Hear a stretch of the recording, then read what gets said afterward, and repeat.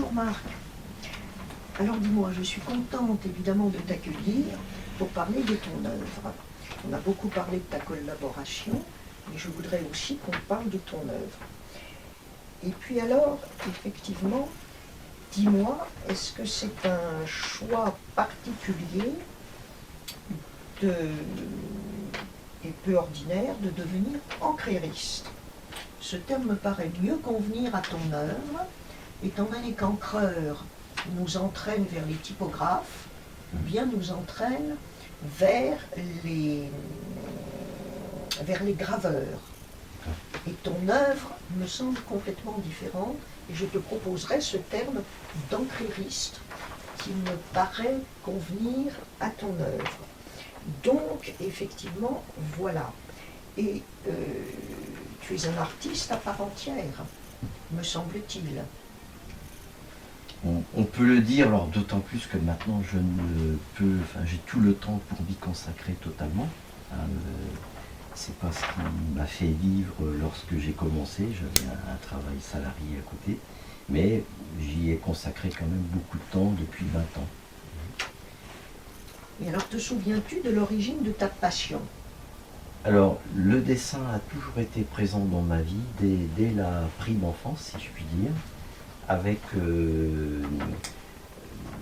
l'aspiration, le fait que mon père, donc qui était paysan, recevait Ouest France à la ferme parentale et dessinait de temps en temps un petit Mickey dans un coin de page. Et moi, ça m'a attiré, j'ai aimé le trait.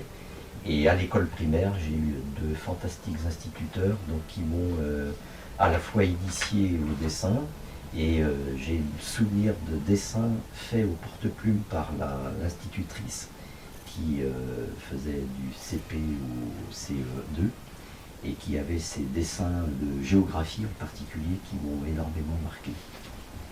D'accord, donc ta famille a plutôt été favorable Tout à fait, cette passion, oui. Et a plutôt conforté. Oui. D'ailleurs, je me souviens de ma mère, on commençait à parler de dessin industriel à l'époque, et ça aurait pu être une voie, quoi. Bon, je n'ai pas suivi parce que j'ai bifurqué vers autre chose, mais il n'y a pas eu de rejet du dessin, quoi. J'ai toujours pu, dans le secondaire, j'ai eu aussi d'assez fantastiques professeurs. Je me souviens de celui de 5e, la dame en 3e qui nous avait fait travailler sur le tableau de Van Gogh relatif au tournesol. Ça m'a énormément marqué.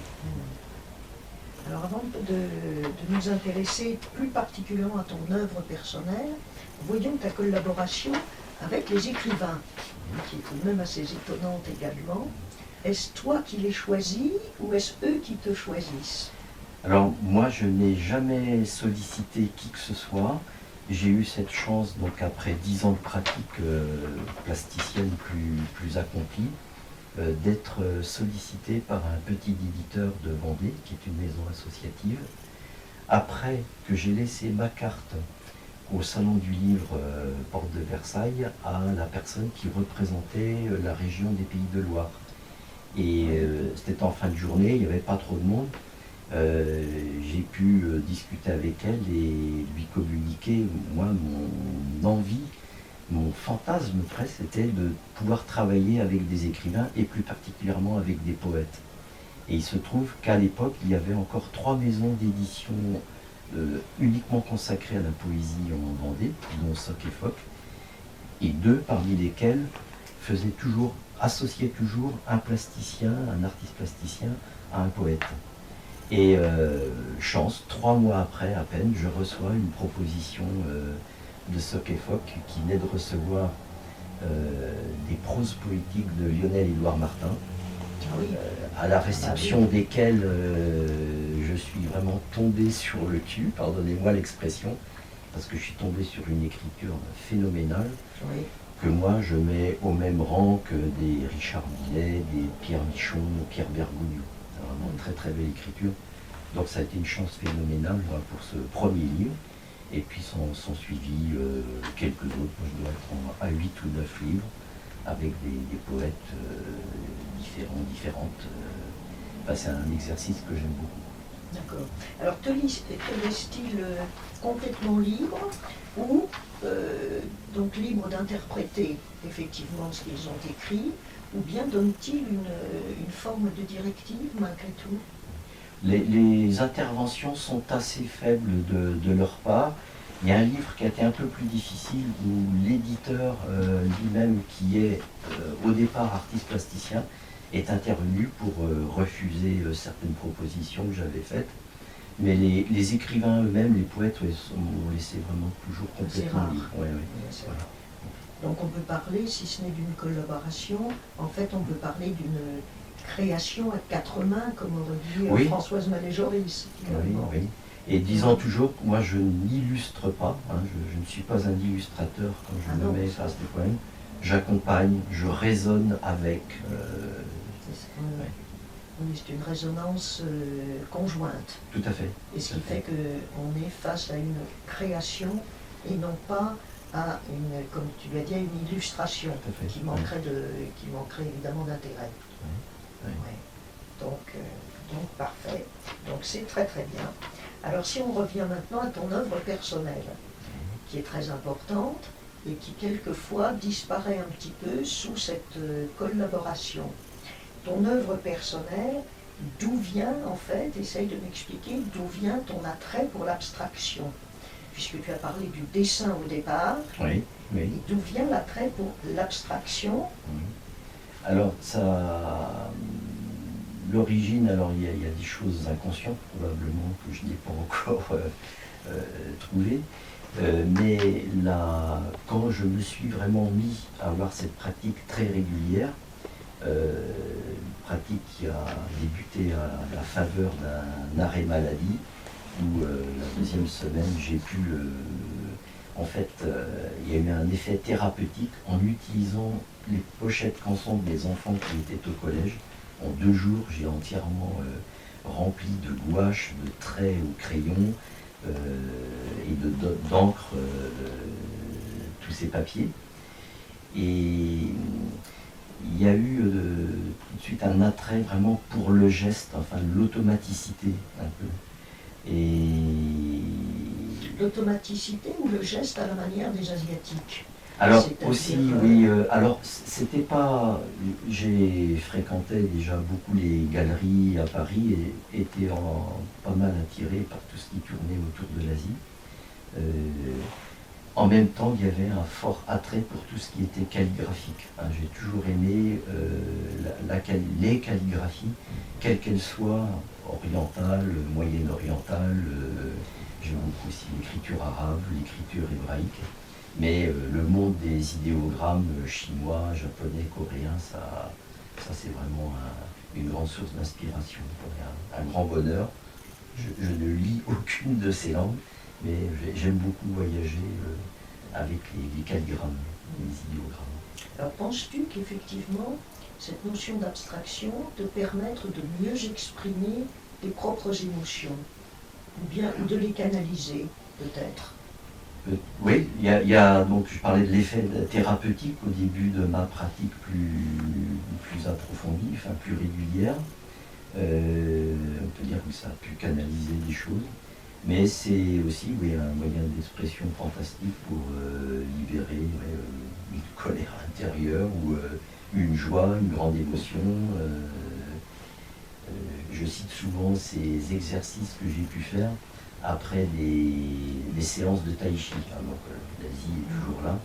Et alors c'est vrai qu'il y a ce travail où on délie les poignets, les coudes, les bras, enfin tous les membres.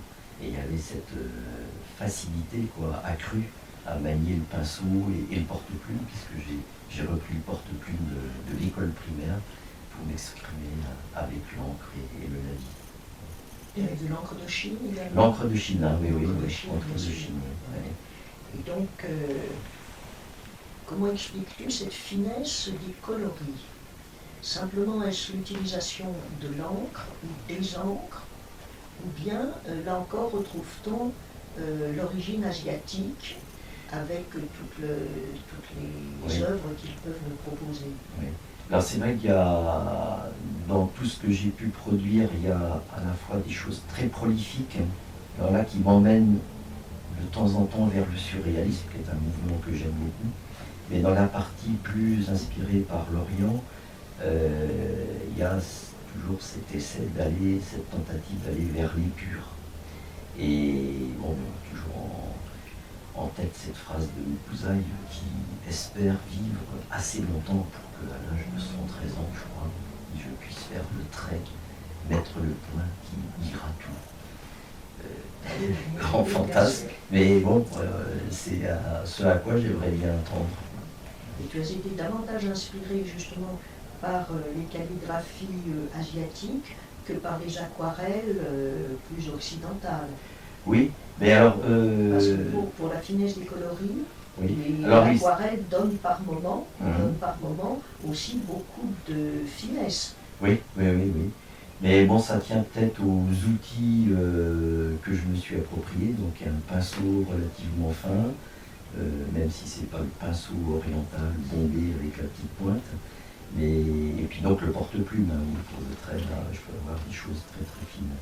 Et l'intervention de la couleur, elle est toujours relativement ténue, justement dans cette volonté d'aller vers l'épure. Il y a quand même le geste qui est fait au pinceau et au lavis, donc on a une teinte plutôt grise, et du noir avec le porte-plume, et la couleur à l'intérieur, j'essaye le plus souvent de manière assez ténue.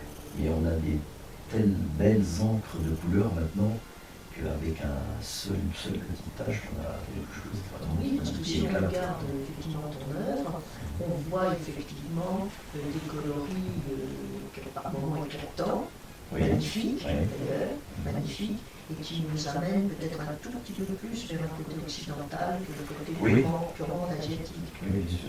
C'est comme ça que tu fais la liaison peut-être entre les deux mondes. Oui. C'est vrai que ce qu'on appelle, je ne suis pas un grand connaisseur en histoire de l'art, mais ce qui tourne toute l'abstraction lyrique, ça me parle beaucoup aussi. Et alors il y a quelqu'un qui compte beaucoup pour moi, que je connaissais comme écrivain et poète, je ne savais pas du tout qu'il avait cette activité plasticienne, c'est Henri Michaud, les lignes aussi, Henri Michaud, ça me parle beaucoup. C'est très marrant parce que j'ai découvert ça grâce à un ami qui, après mes 2 premières années de pratique intensive, qui fait du Michaud. Alors, je suis très bien compris, mais c'est lui qui m'a fait découvrir l'activité plastique de Michaud. Qui est toujours assez méconnu d'ailleurs. Oui. Priorité pour son œuvre écrite, et puis le reste, on en parlera. Effectivement. Donc tout ça te permet effectivement de mieux exprimer ta notion de la conception de la beauté. Oui, ça c'est le goût est au centre de toute cette activité. Il n'y a pas de volonté de laisser de message. On a la beauté, on essaie, on tente. J'ai toujours pensé que c'était la beauté qui s'ouvre à l'humain. Parce que je trouve qu'effectivement, actuellement, d'abord elle est très mal menée, alors que c'est la beauté qui fait du bien à tout le monde, indépendamment de toutes les autres richesses dont on nous parle, mais on ne parle peut-être pas de celle qui me semble la plus importante pour l'être humain. Et oui, je pense à une expérience qui a été très forte pour moi. C'est lors de la manifestation Aquarella, qui est un rassemblement des aquarellistes au bord de la Seine, face à l'île des impressionnistes, d'avoir, la première fois que j'y ai exposé, j'avais amené des portfolios et des petites encres, et alors j'ai été complètement étonné par le regard des enfants. Qui effectivement voyait quelque chose de beau et ça fait énormément pour son amour propre, ça fait du bien, et puis en même temps on espère que des vocations naissent. Ça se dit profondément touché. Oui, je pense. Sans mots, avec une expérience très dure, parce qu'il y avait un père qui était très pressé, qui tirait son mot par la du stand. Je lui ai rien dit, enfin, j'ai failli réagir. Peut-être pas. Alors dis-moi, donc je suis absolument ravie qu'on ait pu parler un tout petit peu. Et alors, indépendamment de cette œuvre, c'est-à-dire majeure, qui est à Saint-Mandé, Oui. dans ce nouveau bâtiment, n'est-ce pas? Ou d'une manière générale, peut-on voir ton œuvre, te rencontrer d'abord, et voir ton œuvre, Donc on peut toujours... ton œuvre personnelle, indépendamment de cette création avec les écrivains. Donc j'ai ces peu mini-ateliers dans l'appartement que je occupe actuellement. Et effectivement, j'ai quelques œuvres ici dans des collections particulières. Et puis il y a ce grand polyptyque qui est ma plus grande œuvre jusqu'à ce jour, qui m'avait été commandé à l'occasion de la construction de l'établissement, du nouvel établissement socio-culturel de Saint-Mandé. Donc un polyptyque de 5 formats raisins, où j'ai repris plusieurs des éléments, enfin quelques-uns des éléments essentiels de mon vocabulaire graphique, qui sont toutes très limités, à base de calligraphie, de petits carrés de la vie avec 3 teintes différentes, 2 verts et puis alors un peu plus clair, quelques autres différents aussi, avec toute une réflexion autour de l'évolution de la Terre, de l'écologie, et donc une forme centrale que j'appelle l'endoïde, qui est un lambda majuscule grec renversé, qui a connu des vicissitudes au fur et à mesure que je continuais à le peindre, et qui a quelque chose de l'homme qui marche. Je tique un petit peu sur le terme que tu as utilisé, qui m'échappe maintenant, qui était réducteur face à ton œuvre. Est-ce que ce n'est pas, au contraire, un choix d'une extrême simplicité graphiquement? Oui.